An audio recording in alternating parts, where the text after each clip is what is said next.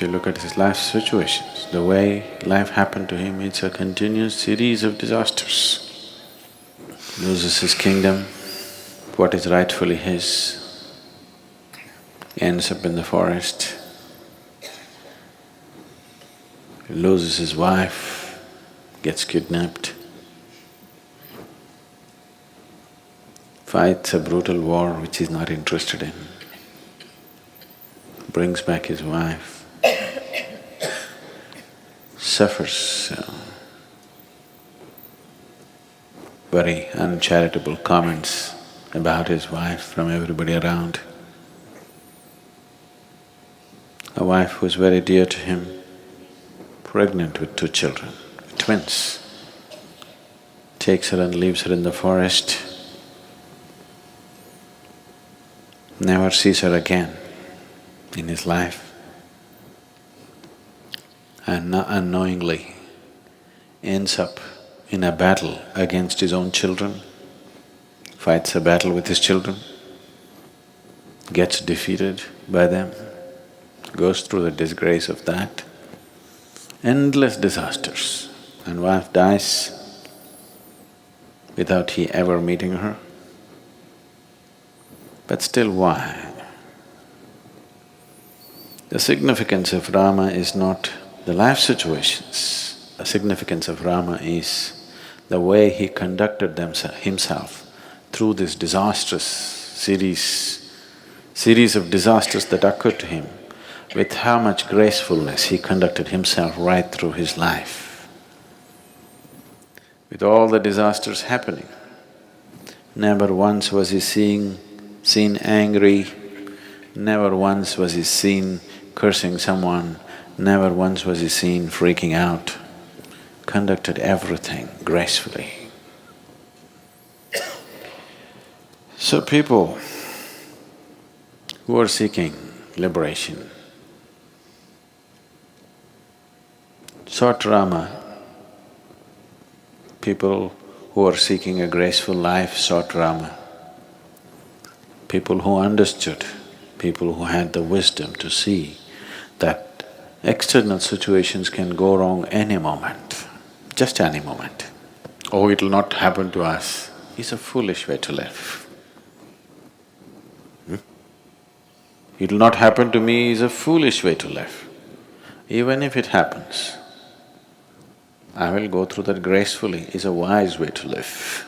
So people sought Rama because they saw this phenomenal wisdom, though life became a continuous series of disasters. Never once wavered from his truthfulness, from what he set up for himself, the fundamentals of his life, never once deviated from that, just hung on to what he has to do, conducted with utmost balance. In fact, people on the spiritual path, there is a tradition of seeking disasters. Really. Many spiritual seekers go about asking for something to go wrong with their life. You don't have to necessarily do that, because they want themselves to be fully tested before death approaches. Before death approaches, they want to be fully tested. They want to be quality checked. No matter what happens, they'll go through it gracefully. Because when the moment of shedding the body comes, that's the time you'll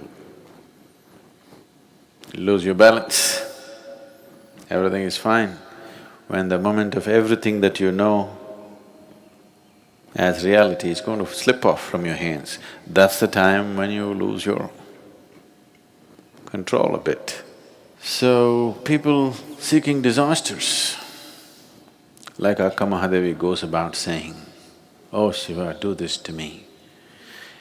Make me hungry. Make sure that I don't get any food. And in case I get it, before I put it in my mouth, make sure it falls off my hands. Before I pick it up from the ground, make sure a hungry dog eats it away. make me go through everything so that I will learn to conduct myself gracefully irrespective of what the outside situation is. That's an extreme form of devotion, and you want to be ready. When the moment of leaving comes, you don't want to falter even a bit. That is the moment you need to handle gracefully. Take some practice. Suddenly one day if it happens, then you won't be able to handle it. And when the moment of losing your body and everything that you know as life, to conduct that day gracefully. People seek Rama, they want tribulations, trials and tribulations in their life, consciously seeking. If you see this anywhere across the world, I am not asking you to take this path, but it has been the tradition everywhere in the world. Spiritual path means first thing is to consciously seek poverty. Consciously to seek poverty. To conduct yourself gracefully through poverty is not an easy thing. If you get hungry, you will become…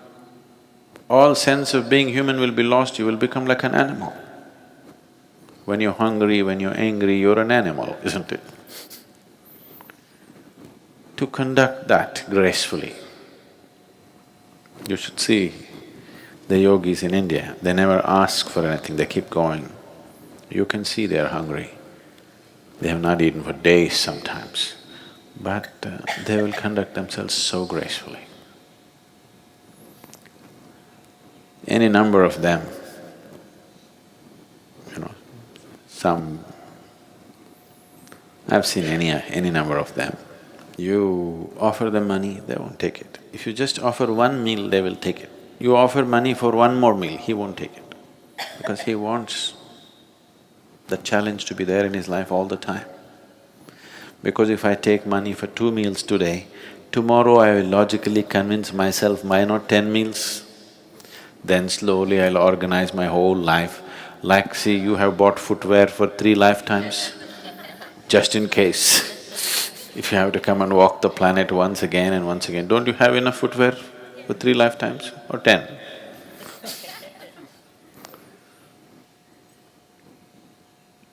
So, once you add one more will become logically acceptable and it'll grow endlessly. Just see to what extent we have taken our survival process. Our survival process has hit the sky and still it's not enough. To conduct yourself through hunger, to poverty, to various kinds of physical and other kinds of difficulties gracefully. For this people sought Rama. And actually, if you look at almost everybody that you worship, Rama continuous disaster, conducted himself gracefully.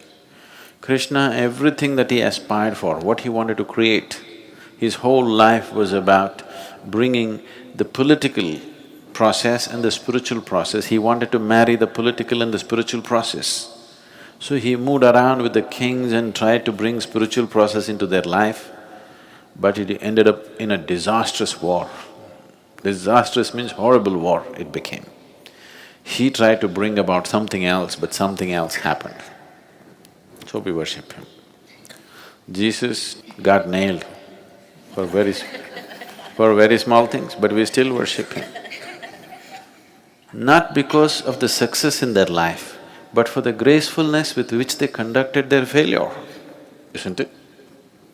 Isn't it so? They conducted their difficult moments, most difficult moments gracefully, and that's what is valued. And that is the highest value in one's life.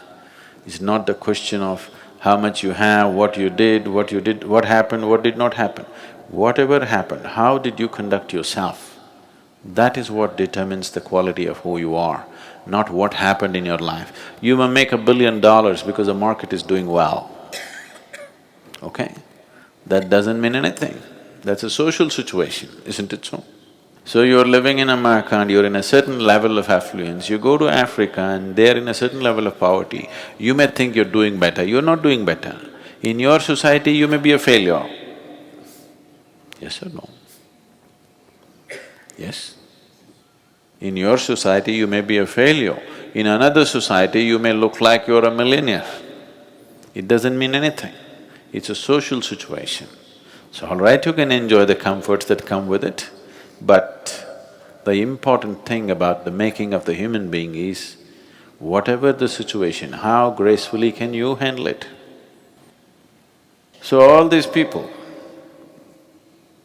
whether a Jesus or a Krishna or a Rama, these are fabulous representations of conducting their life gracefully through most difficult situations. So, either you can seek an easy life, remain untested, and you will see this, it's happening to lots of people.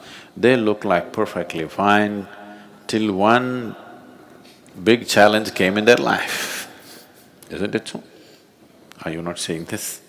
When one big challenge comes, you will see who they are.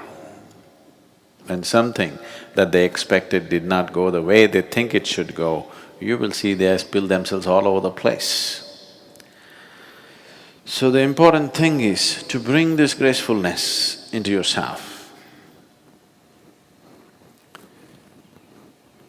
People are always doing thanksgiving for things that they got. Things that you get will not add to your life. See, suppose the whole world was living just in a hut. All we know is a hut. A hut would be great, we wouldn't need a mansion, isn't it so? Yes or no? Only that your neighbor has a mansion, you have a hut, that's the problem. This is a different kind of problem. Your neighbor has a mansion, you live in your hut and still gracefully. That's wonderful, isn't it? You can see this if you come to India. This is a huge house, next is a shanty, but both of them, he's not any less, you can't reduce him into nothing just because he's living in a little hut. He is as proud as you are, and that's nice. That a human being, irrespective of how somebody else is, he carries himself well. Not with just pride, but with gracefulness. And real things should go only to that even if your head fell off, you still can walk gracefully. Even if you have to go to the gallows, you still walk gracefully. This is the quality of the human being. Rest is only the quality of the situation, isn't it?